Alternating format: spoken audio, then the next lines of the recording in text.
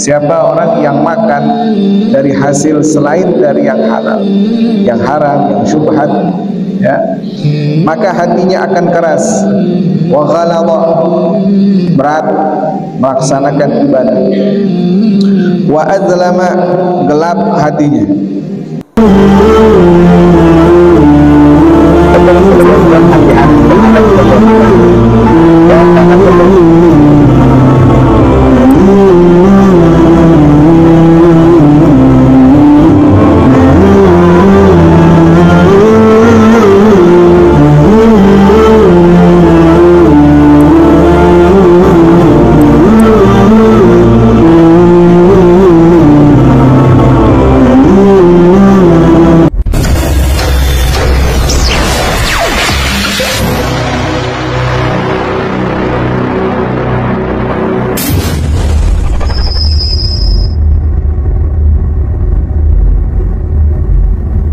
Bismillahirrahmanirrahim.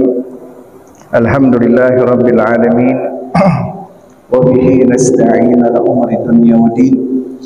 Wassalatu wassalamu ala asyrafil mursalin imamil muttaqin qaidil gharal muhajjalin sayyidina Muhammadin wa ala alihi wa sahbihi ajma'in.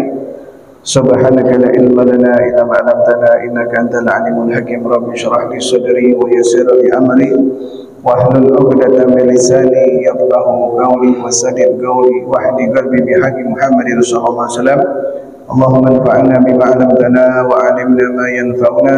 Allahumma zidna ilman warzuqna fahman. Allahumma nawwir qulubana bil ilmi wal a'mal wa zayyinna bil ikhlasi wa syirki wal khawfi wa raja ila Allah. Allahumma lakal hamdu wa ilaikal mushtaka wa antal musta'an wa la hawla wa la quwwata illa billahil 'aliyyil 'azim.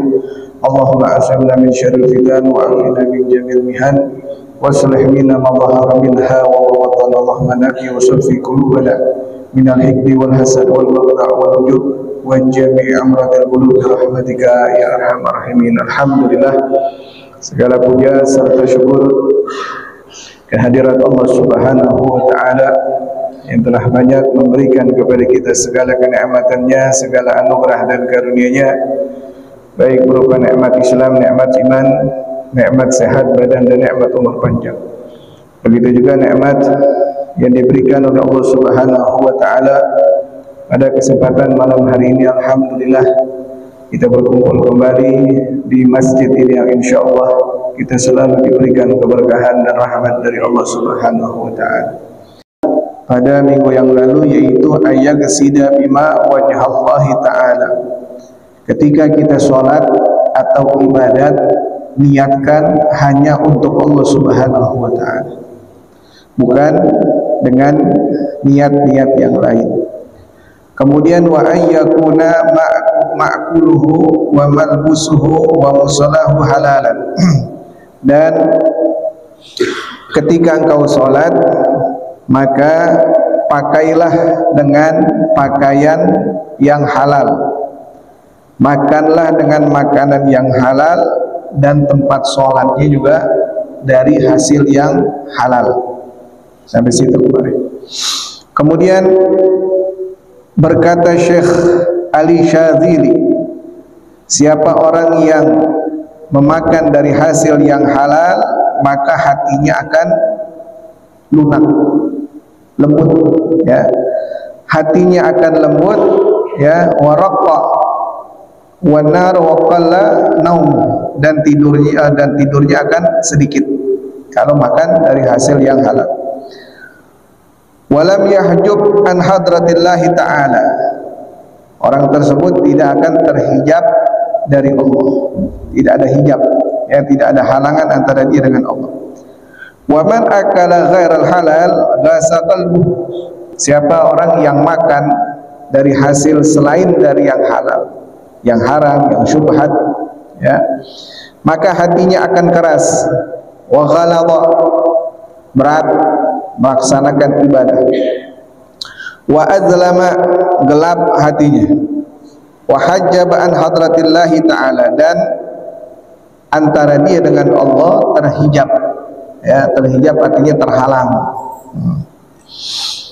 Wa katsura naumuh, dan tidurnya akan banyak, ya. kalau makan dari selain dari harta yang halal. Wa qala Ali Al-Khawwas, berkata Ali Al-Khawwas. Kalau Ali Al-Khawwas ini banyak kita temukan di kitab Risalah Busyairiyah, ya, karangan Al-Imam Sya'rani. Itu banyak perkataan-perkataan Ali Al-Khawwas. Ya, Ali Al-Khawwas ini tokoh sufi, ya. Berkata Ali Al-Khawwas, man akala al-haram wa atala ibadah fahuwa kal hammam alladhi raqada ala bayda fasid fahuwa yata'ab nafsuh fi tulil maqami la yafrahu syai'an bal yakhruju madaran. Katanya Imam Ali Al-Khawwas mengatakan bahwa siapa orang makan dari yang haram wa atala ibadah, dan dia beribadah, dia ibadah tetap dia jalankan, ya, tapi dia mengambil juga atau makan dari hasil yang haram, ya, katanya seperti hamam, seperti merpati yang mengerami telur yang jelek, telurnya yang rusak, ya, seperti merpati yang mengerami telur yang rusak.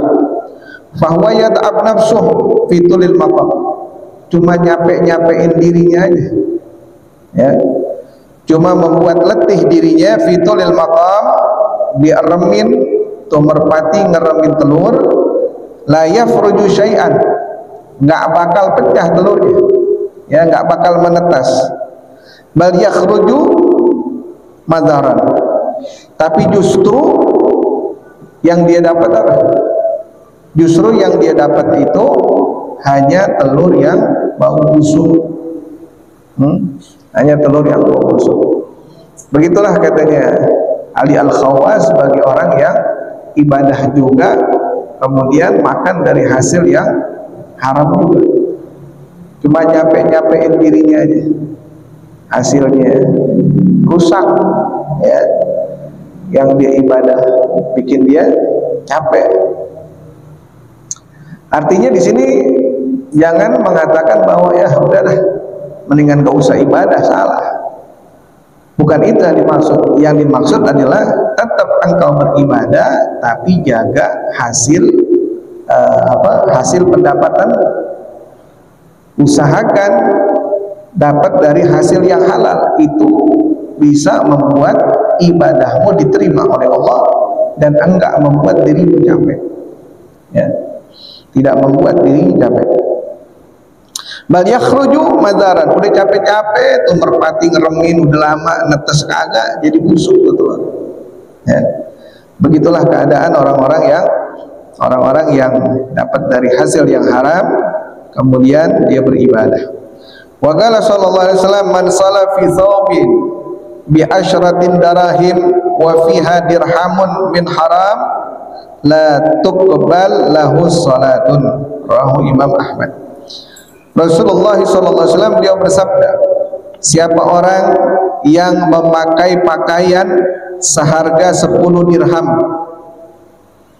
di dalam pakaian tersebut di antara 10 dirham itu ada 1 dirham yang dihasilkan dari yang haram, lam tuqbal lahu salatun, maka salatnya enggak diterima oleh Allah Subhanahu wa taala. Berapa harga pakaian kita? Misalkan harga pakaian kita 100.000. Di antara 100.000 ada 10.000 dari yang haram. Ada 10.000 dari yang haram, enggak diterima salatnya. Cuma 10.000 doang, maka bagaimana kalau semuanya dari hasil yang haram? 100.000 dari hasil yang haram, dia beliin pakaian kemudian dia ibadah, nggak diterima sholat, ya, sholatnya jangan diterima, tidak diterima, ya. Rawahul Imam Ahmad, hadis yang diriwayatkan oleh Imam Ahmad. Wa qala Ibnu Mas'ud, mastama'al halal wal haram ila ghalabal haramul halala. Katanya Abdullah bin Mas'ud mengatakan tidak akan bisa bersatu antara yang halal dan haram, nggak bakal bisa bersatu.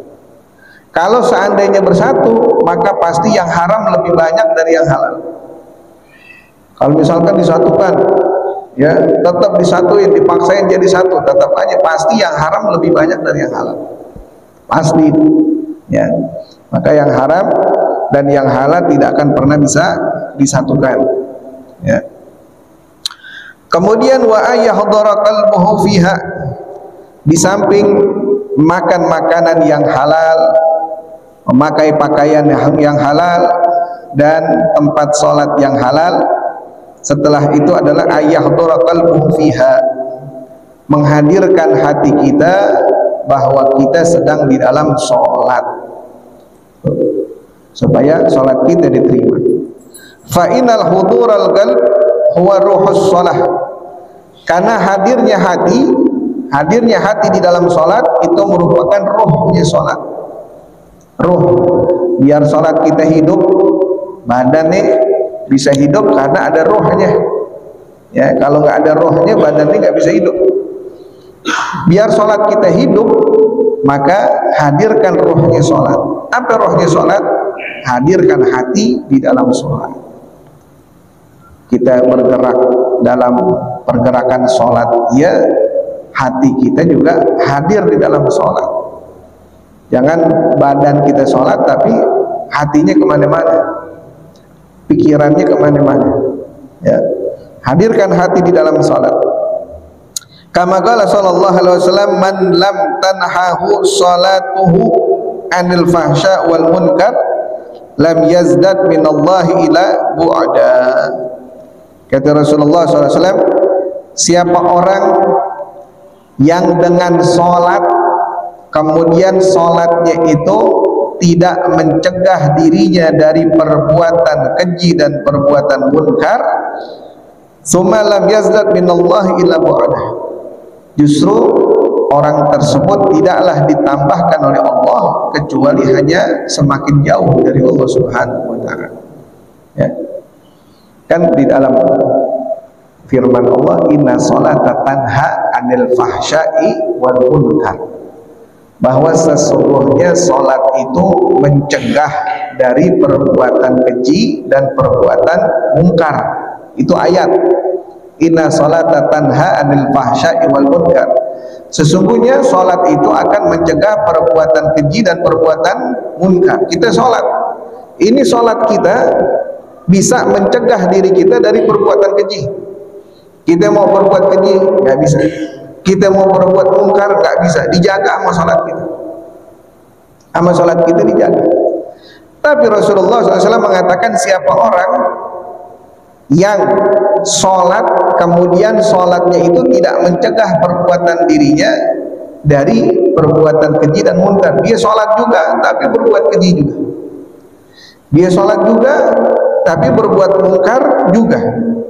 Lam yazdad minallah ila bu'da, dia menyangka dirinya dekat dengan Allah, enggak, tapi justru dirinya jauh dari Allah Subhanahu wa ta'ala. Jadi apa sebabnya?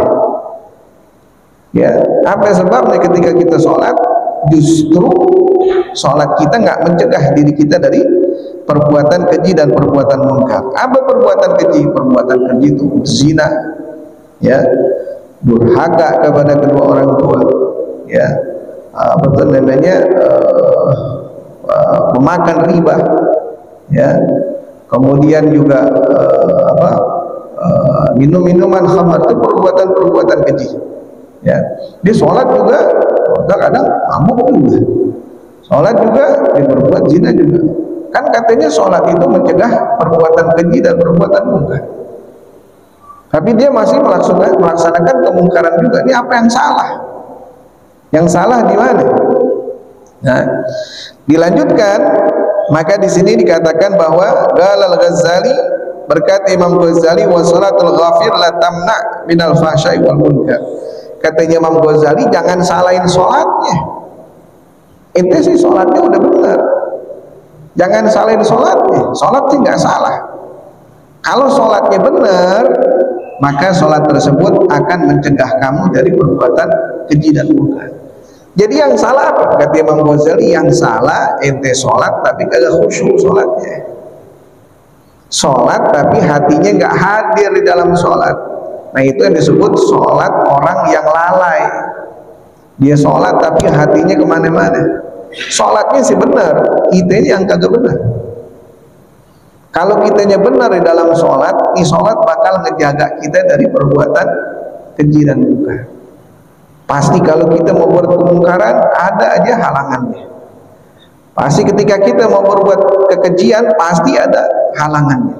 Nah, ini yang disebut dengan sholat mencegah dari perbuatan keji dan mungkar.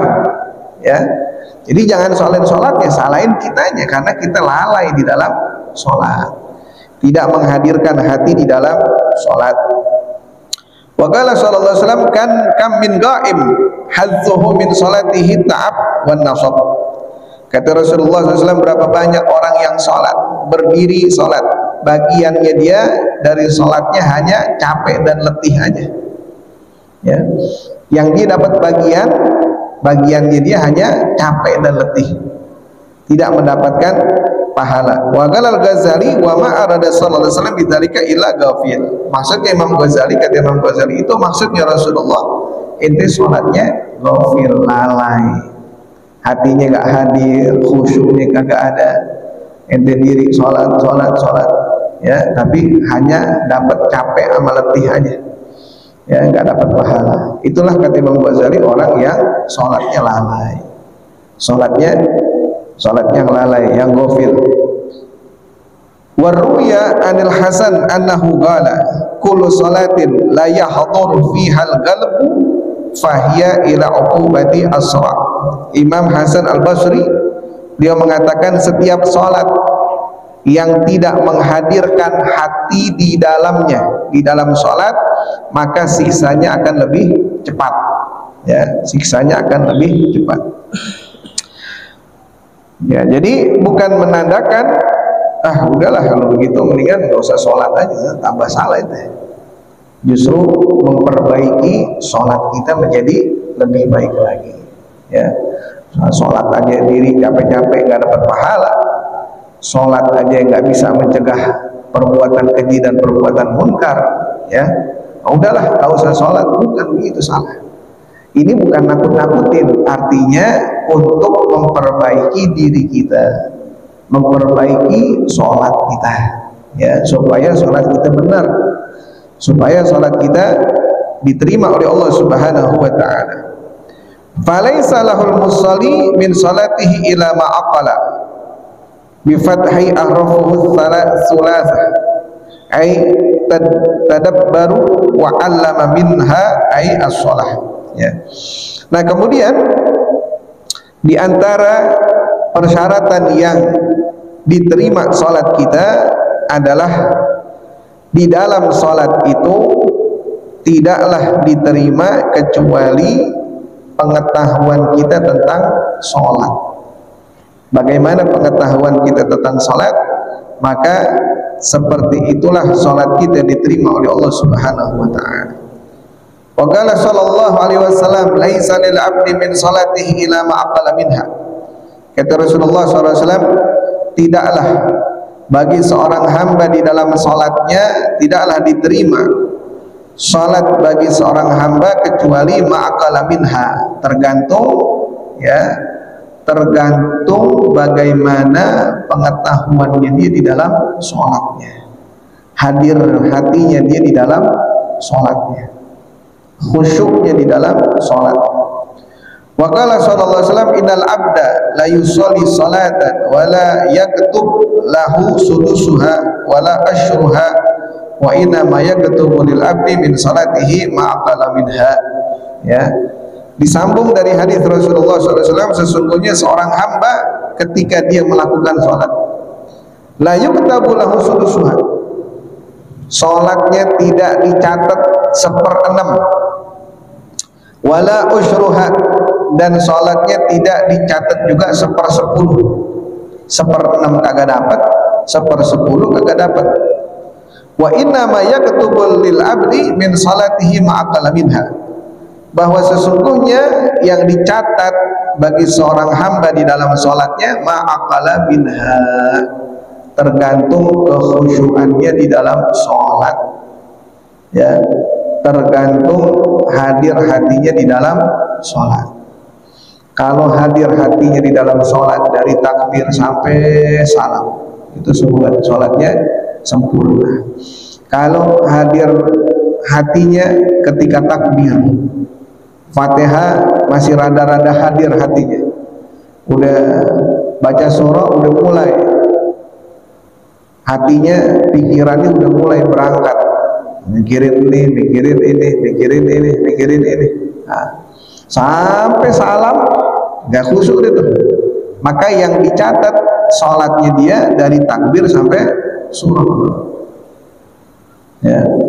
Atau baru takbir udah mulai kemana-mana itu pikirannya, mulai mikirin apa tuh namanya, mikirin pelanggannya, mikirin kerjaannya, mikirin ininya, mikirin pulang nih, macet apa kagak nih, macetnya dari mana sampai mana nih. Oh, udah dari awal sampai akhir udah kagak ada khusyuk, nggak ada hadir hati.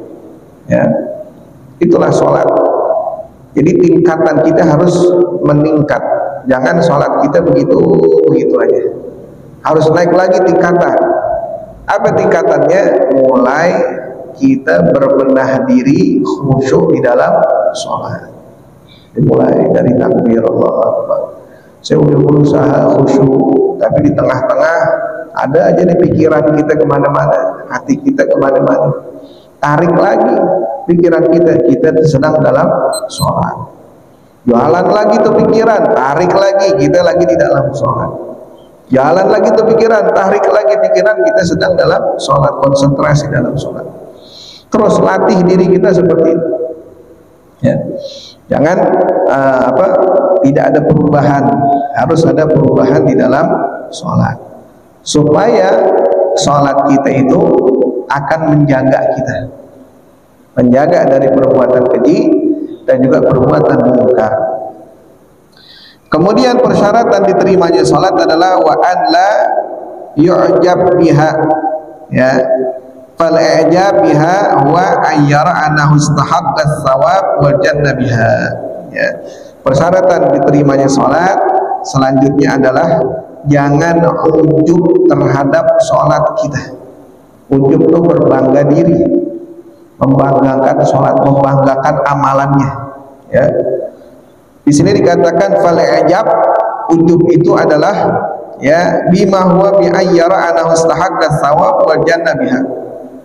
Dia merasa dengan sholat ini saya berhak mendapatkan pahala dan mendapatkan surga. Dengan dia melakukan sholat, saya nih lakukan sholat. Dengan saya melakukan sholat, maka saya berhak mendapatkan surga dan mendapatkan daripada pahala. Itu ujub namanya, bangga diri. Bal labudda ayyara annahu istahaqqa ta'dzib binnar bisalihi amalihi indahu fadlan an sayyi'iha, ya. Akan tetapi yang diharuskan untuknya, harusnya dia berpikir bahwa dengan sholat tersebut adalah amal solehnya yang akan mengeluarkan dia dari api neraka. Dia merasa dosa, banyak dosanya dia, banyak kesalahannya dia. Mungkin dengan dia melakukan sholat, melakukan amal soleh yang lain, dengan amal solehnya ini bisa mengeluarkan dirinya dari api neraka, ya. Yang tadinya dia mendapatkan ta'dzib, siksa dalam api neraka, mungkin dengan sholatnya bisa mengeluarkan dirinya dari api neraka. Harusnya berpikir seperti itu, ya. Lama yashhaduhu fiha min su'il adab ma'allahi ta'ala, ya, ketika mungkin dia adabnya buruk kepada Allah Subhanahu wa ta'ala, ya. Lagi orang yang ijab, orang yang ujub, saya, ya, sholat nih, ya, nggak pernah tinggal dari umur sekian, berbangga terhadap amalan ini, itu namanya ujub, ya, tidak boleh. Wa qad warada ana Isa alaihi salatu wassalam kana yaqul kam min sirajin atfa'athu rihu wa kam min ibadatin qad afsadahal ujub, ya. Diriwayatkan bahwa Nabi Isa alaihi salatu wassalam kana yaqul, Nabi Isa pernah berkata, kam min sirajin atfa'at hurrih. Kata Nabi Isa, berapa banyak lilin bisa mati hanya karena angin. Lilin bisa mati hanya karena, bukan lilin itu kan kalau kita mau matiin tinggal kita matiin aja, kita pencet apinya mati itu lilin. Lilin bisa mati bukan hanya dengan kesengajaan di kita. Kadang lilin itu bisa mati dengan angin juga bisa, dengan angin yang kencang. Maksudnya apa? Di sini dikatakan berapa banyak ibadah bisa rusak hanya karena sifat ujub. Berapa banyak ibadah bisa rusak, bisa gagal, bisa nggak diterima sama Allah Subhanahu wa taala hanya karena apa? Hanya karena punya sifat ujub. Nah, ujub ini penyakit hati. Makanya orang-orang soleh dulu, mereka setelah dia sholat langsung minta kepada Allah, ya Allah, mudah-mudahan Kau terima sholat saya. Selalu berdoa gitu, supaya diterima sholatnya oleh Allah Subhanahu wa taala. Sedekah, setelah sedekah kemudian dia berdoa kepada Allah, semoga Allah terima sedekah saya. Ya, bukan hanya berbuat amalan, tapi tanpa berdoa kepada Allah Subhanahu wa taala.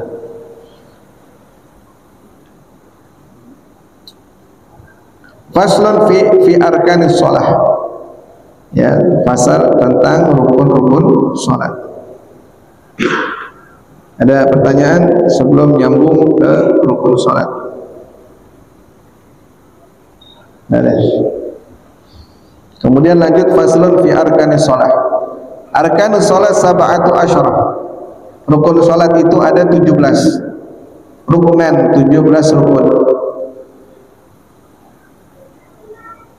Wa yu'abbaru anha bi annahu ma kana dakhalal mahiyya wa yanqadi syai'an fa syai'an bi khilaf syartun fa innahu ma kana kharijul mahiyyah. Ya. Di sini diterangkan bahwa rukun itu adalah sesuatu yang akan masuk ke dalam kepentingannya. Kepentingannya itu sholat. Jadi kalau rukun berarti sudah akan masuk ke dalam sholat, kecuali persyaratan.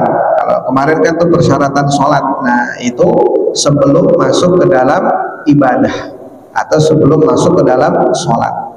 Jadi ada persyaratan-persyaratan. Ya, orang mau masuk sekolah kan ada persyaratannya dulu yang harus dipenuhi. Nah, kalau udah rukun berarti udah akan masuk ke dalam ibadahnya. Ya, kalau rukun sholat berarti tiang-tiang di dalam sholat atau kepentingan-kepentingan yang ada di dalam sholat. Al-awwalu, yang pertama adalah an-niyatu. Yang pertama rukun sholat adalah niat. Wa yatastamilu ala thalathati syurut wa wajiban amma syurut fal ghuslu bil qalbi lil fi'li. Ya. Yang pertama adalah niat. Niat ini meliputi ada 3 syarat dan 2 kewajiban. Ya. Nah, syaratnya diantaranya adalah fal qasdu bil qalbi lil fi'li. Niat itu adalah bermaksud di dalam hati untuk mengerjakan sholat. Bermaksud di dalam hati untuk mengerjakan sholat.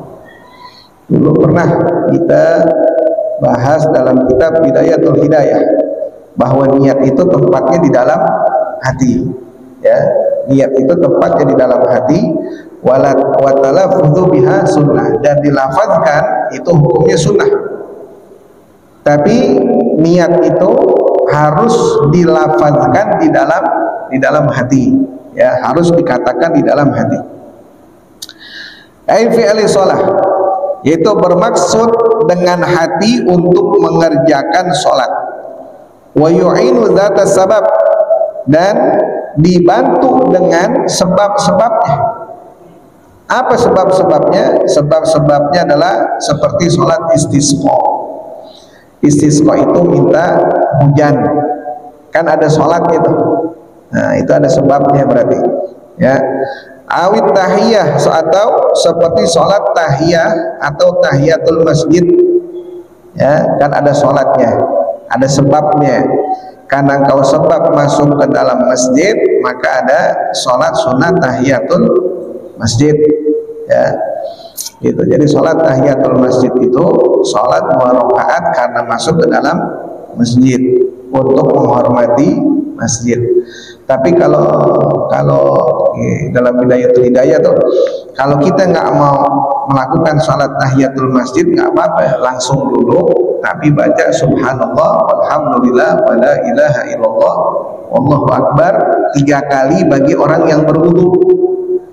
Kalau nggak berwudu masuk masjid, nggak sholat tahiyatul masjid tapi mau mendapatkan pahala seperti mengerjakan sholat tahiyatul masjid, maka baca tadi subhanallah alhamdulillah wala ilaha illallah Allahu akbar 4 kali ya, bagi yang berwudu 3 kali, bagi yang tidak berwudu 4 kali.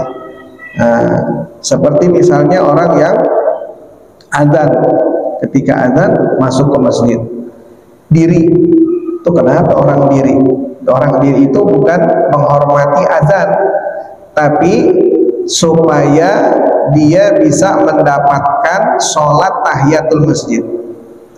Karena orang kalau udah masuk ke dalam masjid kemudian dia duduk, udah hilang fadilah sholat tahiyatul masjid hanya dengan duduk. Jadi ketika azan, dia sambil nunggu azan dia nggak duduk dulu, supaya setelah azan dia bisa sholat qobliyah, kemudian sholat tahiyatul masjid, dapat pahalanya masing-masing ya. Tapi datang duduk nggak baca bagiatus sholihat seperti tadi subhanallah alhamdulillah wala ilaha illallah akbar, ya udah hilang udah fadilahnya sholat tahiyatul masjid. Habis duduk diingat, aneh mau sholat tahiyatul masjid dulu, udah telat, aneh itu udah duduk udah nih ya. Kalau udah duduk hilang sudah fadilah sholat tahiyatul masjid. Au sunatil wudu, atau sebab di dalam melaksanakan sholat seperti sholat sunnah wudu ya. Sholat sunnah wudu itu sholat sunnah setelah berwudu, ada sholatnya ya, sholatnya 2 rakaat. Awil istikharah wa nahwi dzalika, atau sebab untuk melaksanakan sholat adalah sholat istikharah. Sholat istikharah itu sholat untuk supaya kita mendapatkan jawaban di dalam 2 pilihan. Kita ada 2 pilihan, yang mana ini yang bagus, yang A atau yang B. Kita diterima pekerjaan, di sana dapat panggilan, di sini dapat panggilan ya. Atau kita misalkan punya niat nikah, udah lihat nih perempuan yang A sama perempuan yang B, yang mana yang bagus, kita nggak tahu, istikharah, minta sama Allah jawabannya ya, nanti akan dikasih jawaban. Salat istikharah harus malam enggak harus malam, yang penting tidak melakukannya di waktu-waktu yang diharamkan untuk sholat. Itu sholat istikharah. Kalau tahajud baru harus malam tahajud ya. Nggak ada tahajud siang, kagak ada ya. Siang tuh pagi duha namanya ya gitu. Wal waqti, atau di dalam melaksanakan sholat itu dengan waktunya, seperti sholat waktu zuhur atau waktu asar, maghrib, isya, dan juga subuh ya gitu.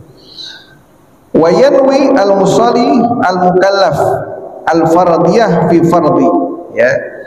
Dan orang yang baligh dan orang yang agil ketika akan melaksanakan sholat, maka dia niat fardu kalau sholatnya fardu. Usolli fardu maghribi, usolli fardu maghribi, aku niat sholat fardu maghrib. Jadi disebutkan fardunya. Kalau sholatnya sholat fardu, maka fardunya disebutkan ya. Fayaqsud qaulus shalah fardhan litamyizi an-nafli, supaya apa? Supaya membedakan mana sholat fardu dan mana sholat sunnah ya. Walitamyizi ani dhahril shabi. Nah begitu juga untuk membedakan mana sholat anak kecil, mana sholat orang besar. Kalau anak kecil kan nggak tahu, sholat fardu ya fardu, sholat sunnah ya sunnah, dia kagak tahu. Nah kita ini bukan anak kecil lagi, kita udah gede, kita harus tahu mana sholat fardu, mana sholat sunnah. Amal huwa fala yustaratu fardiyah fi haqqi. Kalau anak kecil ya nggak disyaratkan, ya sholat maghrib ya nggak disyaratkan bagi dia untuk mengucapkan fardu di dalam sholat fardu. Kalau kita udah bukan udah besar lagi, udah tua ya, udah harus membedakan yang mana fardu yang mana sunnah. Wallahu a'lam.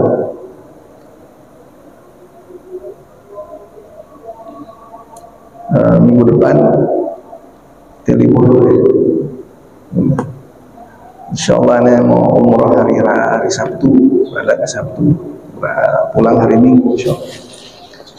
Al-Fatihah bil qabul wa tamam kulli sulma muslah insyaallah khairan wa batinan fid din wa dunya wal akhirah dafiyatan li kulli syarr jaribatan li kulli khair lana wa walidina wa auladina masyayikhina fid din fil afiyah karimna bi kamil futuh wal munukh wa rusuh wa sal jasad wal qalbi karimna bi kamil ilm wal amal khasyah wal mutaba'ati li rasulillahil a'zam wa li signanina sukhtim lana wal husna fi khairul lutfin wa fi jamil shamil li khairat dunya wal akhirah lahu wal habib Abdullah bin Muslim bin Tahir Imam Nawawi al-Bantani al-Fatihah.